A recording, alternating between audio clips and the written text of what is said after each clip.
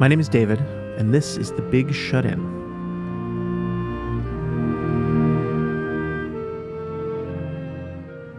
It's Thursday, June the 4th, day 82 of sheltering in place.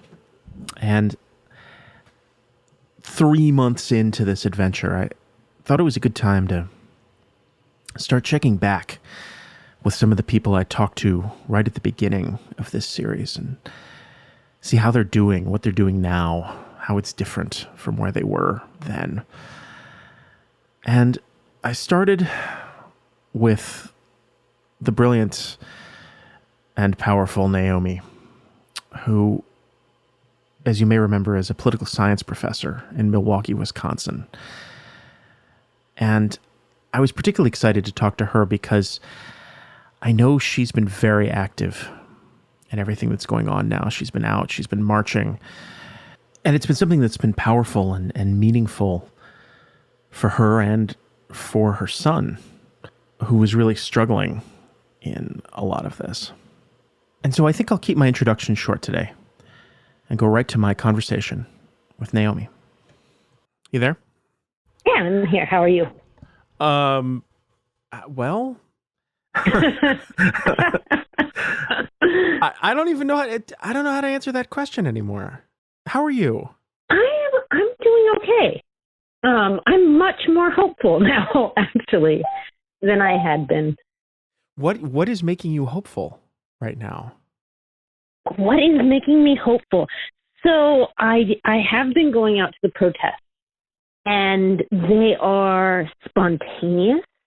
You know, you have a single individual post, let's meet at this place tomorrow, and 1,000 people show up and march through the streets all day long. And they're young people. These are not, I've done protest marches. I've been involved in protest movements. When I discovered I was pregnant with my son, who marched with me just the other day, it was on the eve of the Iraq War, and I was doing protests for peace at that time. And I remember the protests were really dominated by a group of baby boomers who had protested Vietnam and now we're protesting against the Iraq War. And the feeling was very different, and it was controlled, and it was sort of organized by smaller groups. And these are just young people. These are people who are just showing up kind of spontaneously with passion. And it's a lot of people. It's diverse. And so that experience in itself, despite the fact that I have my trepidation about marching during a pandemic, but that experience itself is enough to make you feel a little bit of hope. And then I've been watching my social media feed. And on my social media feed, I have friends from all over the political spectrum and acquaintances. I was in the military for a time, so I have a group of very conservative friends from that time period in my life. And they are divided. And they are more divided than they've been throughout the last few years on my feed. And some of them are still all lives matter, back to the blue. They're saying, black criminality is the problem. But others can see how repressive, how excessive the police reaction to the protests has been. And it's like the libertarian impulse is winning out over their racism. Well, that is good news. Yeah, there's a split on the right. So the protests are working, is my sense. And I've never felt that way about protests before. I've always been very cynical because I don't really understand the power of protests and how it translates to policy change very well and under what circumstances. Even though I'm a political scientist, I find it sort of puzzling and amazing when protest movements work. But there's something happening with the divisions on the right and then the energy coming from young people in the street. That's really exciting. I mean, if you were to put a sort of political instability soup, if you had a recipe for it, high unemployment rates would be the first main ingredient you'd want. And so I feel like we've put up with racism so long. We've put up with the police violence escalating. But now it's happening when all of this is brewing with unemployment, and people have the time. And so this is a moment that I think is just critical. Now, if you had talked to me, I think, a couple weeks ago, somewhere between the last time we spoke and this time, you would have heard a really different story. Because when those armed men stormed the Michigan State Capitol, threatening the life of the governor, and they walked away from it as though, they had the right to do that. That for me was deeply troubling, and still is. The juxtaposition of the treatment of those white armed protesters, heavily armed. Heavily armed. Automatic weapons and body armor. I mean, is shocking. And the police just sort of said, well, that's okay. Explicitly threatening violence. Explicitly intimidating. And the reaction to them versus the reaction to peaceful protesters kneeling in front of the police. That's really disturbing. And when I saw that, I began to wonder if we weren't on the verge of a civil war. I mean, I couldn't help but think about, back when we spoke before for this show, which I just did the math, was 73 days ago. Oh my God. Kind of amazing. That 73 nearly identical days ago. And you were talking about your sense. You said some very prophetic things, actually, that you saw this as a soup that was going to yield political unrest if the government didn't really, really start paying people to stay home and really take some really strong socialist action to help people through the economic uncertainty of the quarantine, that people were going to get more and more unstable. And the fact that it was about police brutality was kind of the striking of the match. But I can't help but thinking that, that it was, as you're saying, like it was a perfect time for this to happen. It's not separate from COVID. It's a related phenomenon. Absolutely not separate from COVID. If you think about the communities that are most targeted by police brutality, those are the communities that are paying the heaviest toll, both economically and in terms of their health and life from COVID. It disproportionately targets people of color because of the layers of injustice and structural violence and inequality, and how that relates then to police brutality and state repression. And so it's absolutely all related. I have so many mixed feelings about the protest. I have such good feelings about everything right now. But because on one hand, I absolutely am as aware as it is possible for, a white man to be, I think, of the reality of police brutality and I mean, I've tried very, very hard and of institutional racism. I've tried very hard to educate myself and be aware. And so I'm very glad that this is a conversation that's actually happening and people are actually listening finally to some of this. But at the other hand, I'm braced being in New York, masses of people hitting the streets together in New York, that 2-3 weeks from now, we're going to have another huge wave of coronavirus cases because everyone's in these giant groups.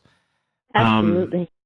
And so, I mean, what inspired you? Because I know you've been very conscientious about staying home, keeping your family home. What inspired you to hit the streets and be a part of this? And what precautions have you taken, and what precautions have you seen other people take or not take in all of this? Yeah. So first I'll say that the decision to go to the protest was something I had to negotiate with my spouse. So he has been much more fearful of the coronavirus than I have. We have very different, when we look at risk, he's more risk averse than I am. So that was something that until the protest got really large, you could tell that he wasn't as comfortable with. And he's still not entirely comfortable, neither am I.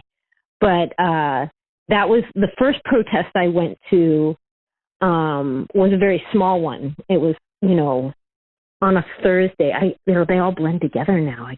Was it only a week ago? It was only a week ago. And it was very small. And as I was standing there, I noticed there was not social distancing happening, even though it had been advertised as socially distant. There just wasn't the space. There were quite a few people that weren't wearing masks, even though I was wearing one. I stayed at the edge of the crowd, and I felt very uneasy knowing more than anything that I was in the part of the city that had been hardest hit by coronavirus. And by no coincidence, it's the same part of the city that's been hardest hit by police brutality, where we held this first protest. And this is Milwaukee, right?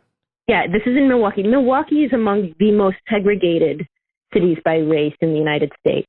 We have very serious problems of police brutality here, very serious problems of economic and social segregation in the city, very serious problems with mass incarceration of Black men in Milwaukee.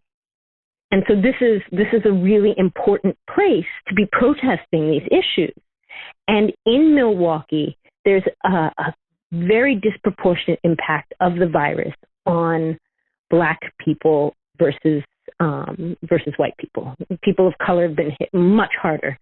And a lot of that has to do with the lack of access to health care in some of these communities. It has to do with the type of service work that people are stuck doing, and the fact that quarantine has always been a luxury, one that many of these communities have trouble accessing. So we had the protest, the first one I went to in this part of the city, and all I could think about in my mind was, could I be a vector making it worse here rather than better by my very presence, was my concern. I was really worried, and I'm still worried, that the marches are going to make it worse, and they're going to make it worse for the very people we're trying to march to save. And I talked to a friend of mine, and we were talking about this issue, and he's a Black man, and I was telling him that I went to the march, but I didn't feel comfortable for this reason. And he replied to me that, it's the police violence more than anything hurts children, children in Black communities, young men and women. Whereas the virus, as far as he was concerned, and he's scared of the virus, he's been very frightened of it, despite the fact that he still has to go to work. He said, the virus is more likely to hurt him, not his grandson.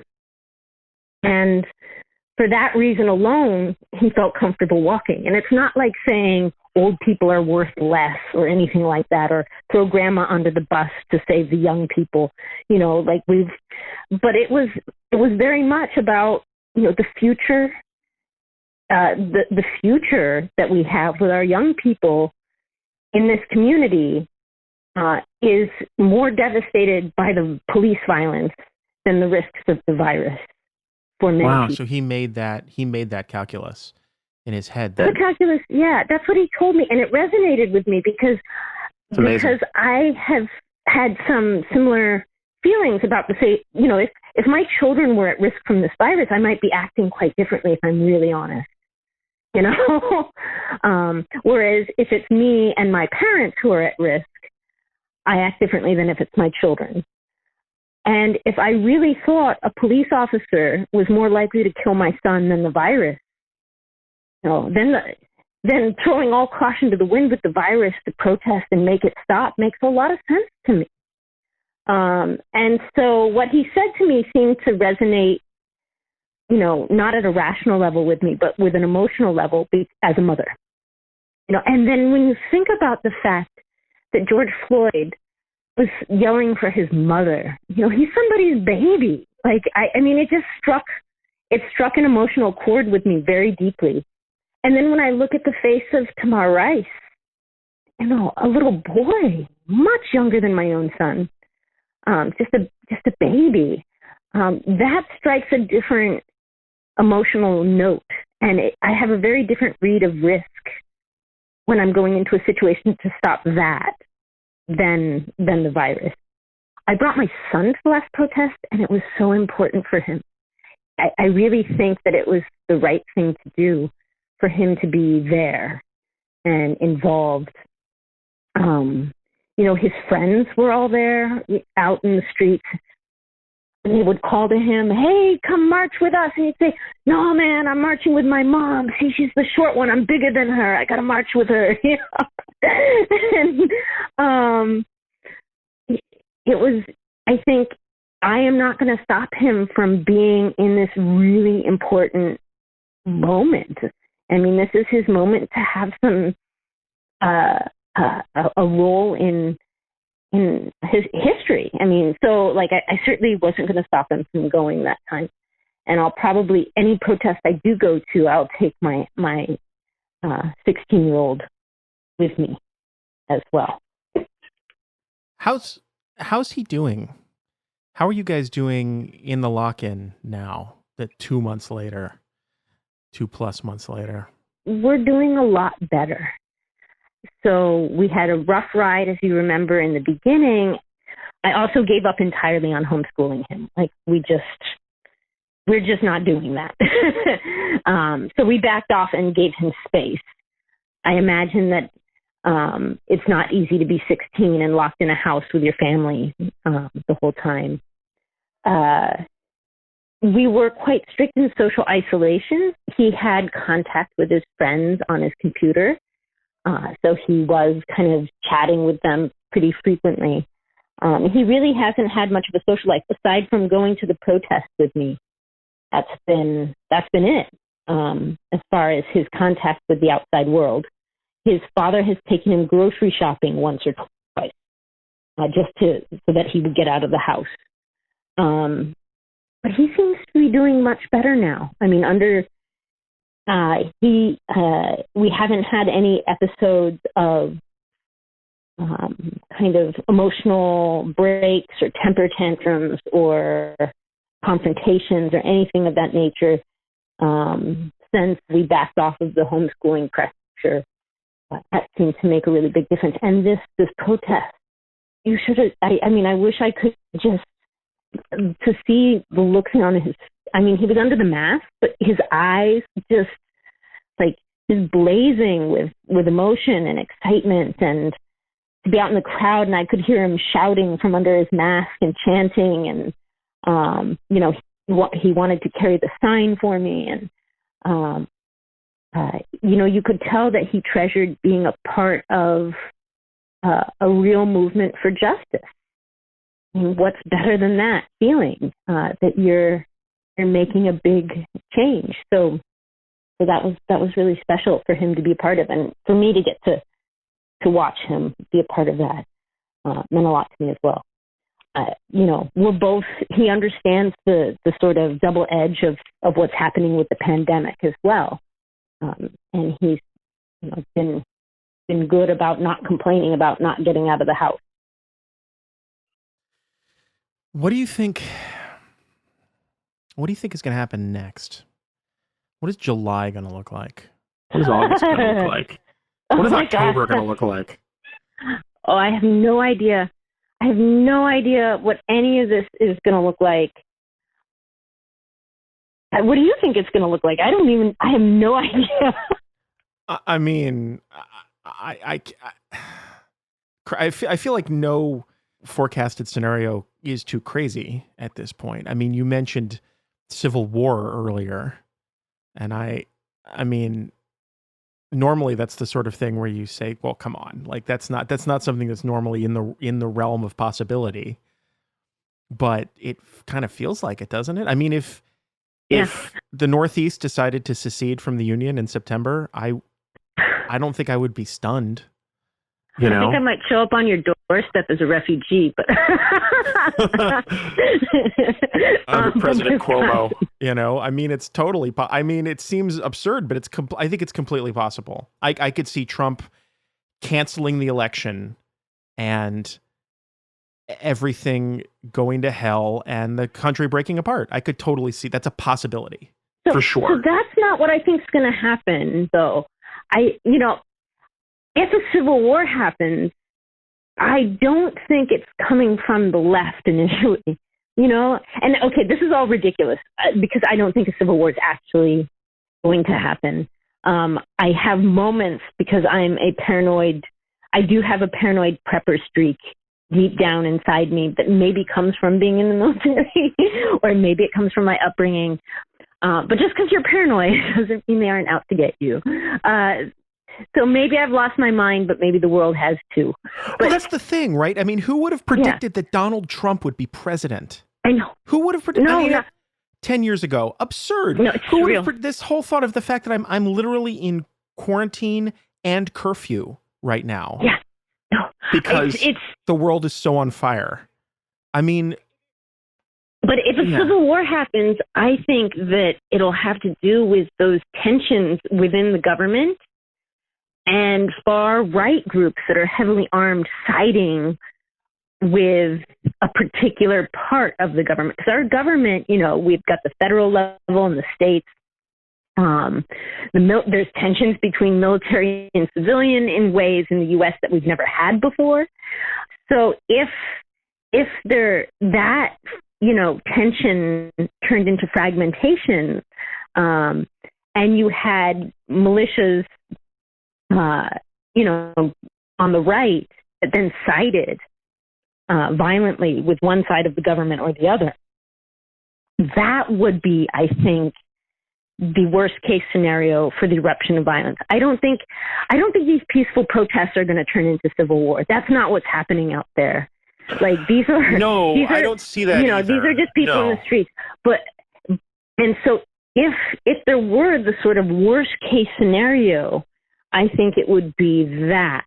But and I could see a secession. I think if I really think about the situation when I close my eyes and think about the weirdest thing that could happen or the most extraordinary thing that could happen, I don't even see civil war. I see, the federal government continuing to go down this road of, dear states, these problems are your problems and not our problems. Yeah. Figure them out yourself. And a state or a group of states saying, you know what, if I'm figuring out everything out by myself, I want to figure everything out by myself. Yeah. I mean, why not, Yeah. Or, there's a disagreement without secession happening and some crazy people decide to declare war on one part of the government or the other, in defense of the White House or in defense of, so yeah, I mean, I don't know what it's going to look like. I think I've been working under the assumption that I will still have a job, but I will probably still be working online. Even though my university says I'm going to be teaching face-to-face, I had been working on the assumption that wouldn't be possible. Now, that said, the universities have been asking the administration to shield them from liability. A group of universities, not all of them, a small group, to shield them from liability in the case of an outbreak among students. If they get some protection or promise that they won't be sued for an outbreak on their campus, I might be back in the classroom. Not because the pandemic will be over and it will be safe, but because my employer will be able to proceed without fear of legal repercussions.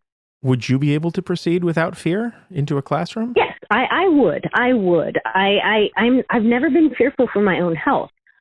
I would be fearful for the health of my colleagues and my coworkers. So among the faculty, there are a lot of us that are over age 60. I'm not. And to be over age 60 in a classroom with a bunch of kids that are socializing in ways that surely aren't socially distanced, that would be a really frightening experience. And I, as their colleague and their coworker, would not ask them to do that. So I wouldn't fear for my own health, but I would not want to jeopardize the health of my colleagues by having that situation. Would you hesitate if let's say the order comes down from senior management, that's the wrong term, but senior management of the university that we are going to reopen, and you're getting different words about the safety of resuming social contact, would you hesitate to return? I would hesitate to return if my colleagues were not ready to return. So basically, what is going to determine my behavior will have to do with worker solidarity. That's what's going to happen. So if my colleagues are frightened for their health or the health of their loved ones at home through the potential transmission, and then I will stand with them. I wouldn't hesitate to return for my own health. Like, I'm not concerned about whether or not I get the virus, but I am, not the only person in that workplace, and I have an ethical obligation to keep rank with the other vulnerable workers on campus. I think we should wrap up there. Thank you again. Maybe we'll do this again in another 2 months. Oh my God. When we're all still in lockdown. Let's hope that it's better. Hopefully next time we talk, we'll be on the other side.